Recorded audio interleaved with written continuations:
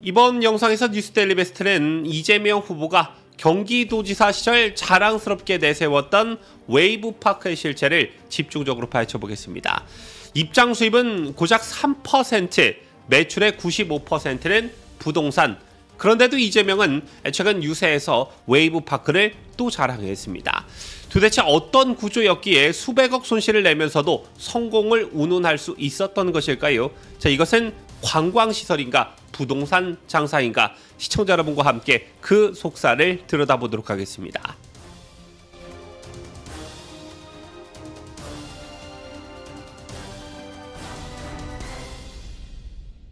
시청자 여러분 안녕하십니까? 뉴스데일리 베스트 민앵커입니다. 이재명 더불어민주당 대선 후보는 얼마 전 경기도 시흥 유세 현장에서 이렇게 말을 했습니다. 경기도 거북섬 웨이브파크라고 거기가 꽤 고용 규모도 있고 그러질 않나.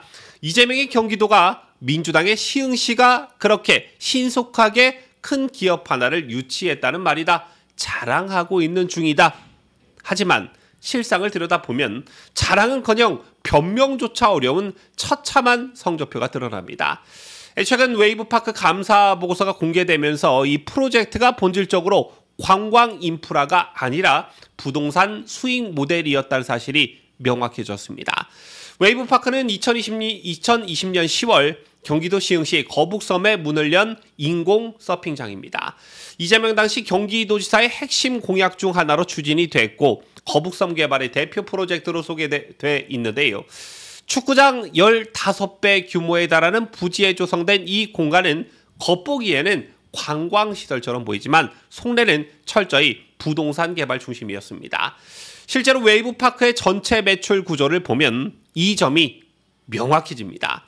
2020년부터 2024년까지 5년간 웨이브파크가 벌어들인 총 매출은 약 8,840억 원, 그중 입장 수입은 단 270억 원, 비중으로는 3.2%에 불과합니다. 반면 용지 판매와 분양 수익을 합친 부동산 관련 매출은 7,929억 원, 전체의 95%가 넘습니다. 다시 말해 서핑장이라는 외형을 갖췄지만 실제 수익은 토지 개발과 분양에 의존한 일종의 부동산 사업이었던 셈입니다.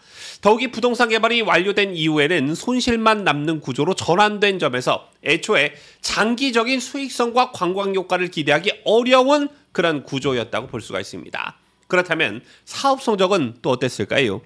개장 직후인 2020년에는 당기순이익 65억 원을 기록했습니다. 하지만 이 역시 대부분이 용지 매출에서 나온 수익입니다. 입장 수입은 고작 5억 원. 이듬해인 2021년에는 1,209억 원의 순이익을 기록했지만 입장 수익은 겨우 49억 원 수준이었습니다. 하지만 용지 매출은 무려 3,736억 원에 달했습니다.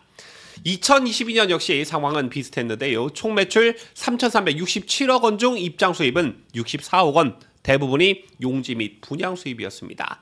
그러나 2023년부터는 양상이 급격하게 바뀝니다. 부동산 개발이 마무리 단계에 접어들면서 매출 규모가 급감하고 손실이 발생하기 시작한 것입니다. 그리고 그 다음 해인 2023년에는 마이너스 176억 원, 2024년에는 무려 마이너스 680억 원의 적자를 기록합니다.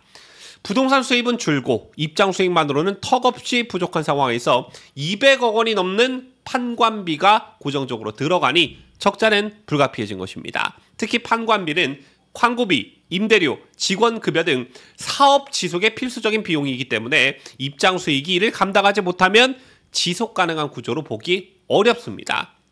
이쯤 되면 여러분께서도 잘 이해가 되셨을 거라 생각하는데요. 그렇다면 본질적인 질문이 한 가지 생기지요. 과연 웨이브파크는 처음부터 관광 유치를 위한 시설이었는가? 아니면 부동산 개발 수익을 노린 일회성 개발이었는가? 애초부터 이 시설은 관광 수요 분석이나 실질적인 수익성 시뮬레이션 없이 추진됐다는 지적이 많았습니다. 시흥시와 경기도는 도쿄올림픽 이후 연간 200만 명 이상의 해외 서퍼들이 웨이브파크를 찾을 것이라고 했지만 2024년 실제 입장객은 고작 10만 명 수준, 기본 요금을 8만 원으로 계산했을 때 단순 계산으로도 80억 원 남짓입니다.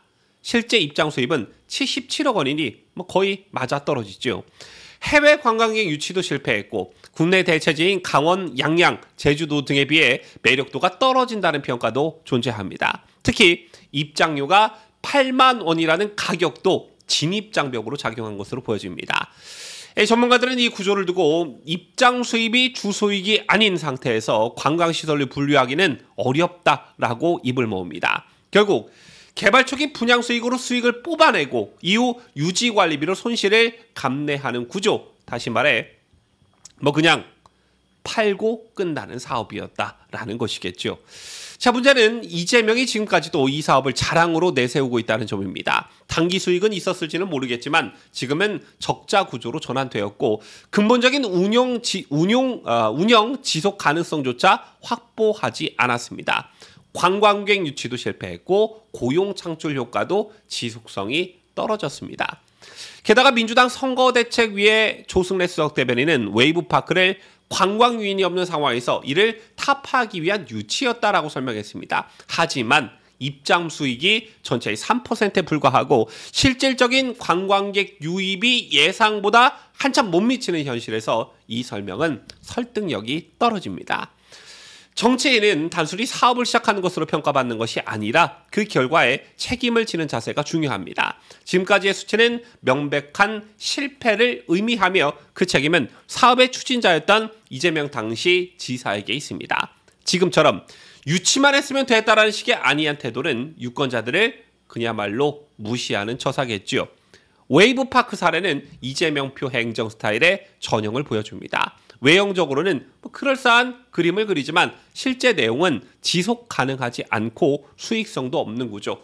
이와 비슷한 사례로는 성남시의 공공배달의 배달특급 대장동 개발 구조, 그리고 청년 기본소득 사업 등이 있습니다. 모두 단기적 퍼포먼스는 있었지만 장기적으로 재정에 부담만 주거나 민간 특혜 논란을 불러일으킨 그런 사업들이었습니다.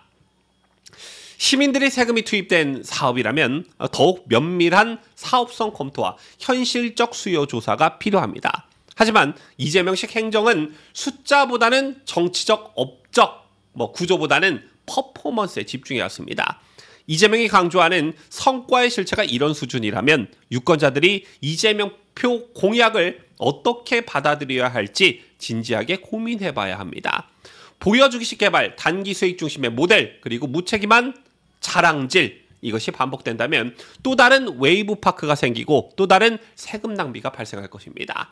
이것은 단순한 적자 문제가 아니라 정책 추진자의 철학과 책임의 문제입니다. 숫자는 거짓말을 하지 않습니다. 입장 수입 3%, 순실 680억 원, 부동산 수익 95%. 이 숫자가 말해주는 건 단 하나, 웨이브파크는 관광 유치가 아니라 부동산 판매에 집중된 그런 프로젝트였다는 사실입니다.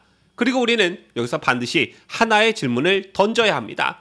이런 식의 행정을 펼쳤던 사람이 이제는 대한민국의 대통령이 되겠다고 나선다면 과연 앞으로 어떤 일이 벌어질까요? 지방행정에서 보여준 무책임한 퍼포먼스가 국가행정 전반으로 확대된다면 단순한 예산 낭비를 넘어 나라의 재정 안정성까지 위협받을 수가 있습니다. 경기도라는 광역지자체조차 감당하지 못한 구조적 적자를 중앙정부가 떠안게 된다면 그 피해는 고스란히 국민들에게 돌아옵니다. 공약은 요란하지만 숫자와 실적은 빈약한 이재명식 행정, 그가 말하는 미래가 실제로는 또 다른 대장동, 또 다른 웨이브파크가 될 수도 있다는 점 우리는 경계해야 할 것입니다. 지방에서 벌어진 실험은 이제 전국 단위로 확장되고 있습니다. 그렇기 때문에 이재명을 바라보는 유권자의 시선은 더더욱 엄격해야 합니다. 단순한 실수나 미숙함이 아니라 본질적으로 위험한 행정 철학이 드러났기 때문입니다. 정치는 결국 철학이고 철학은 예상과 정책으로 드러납니다. 웨이브파크는 그 철학의 실물입니다. 그러한 철학이 경기도 또는 성남시에 그치는 게 아니라 대한민국 전체로 확장된다면 어떤 재앙이 벌어질지를 우리는 이 사례를 통해 미리 목격하고 있는지도 모르겠습니다.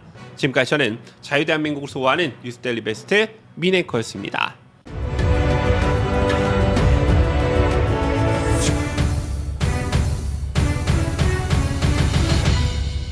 함께해요. 뉴스데일리 베스트.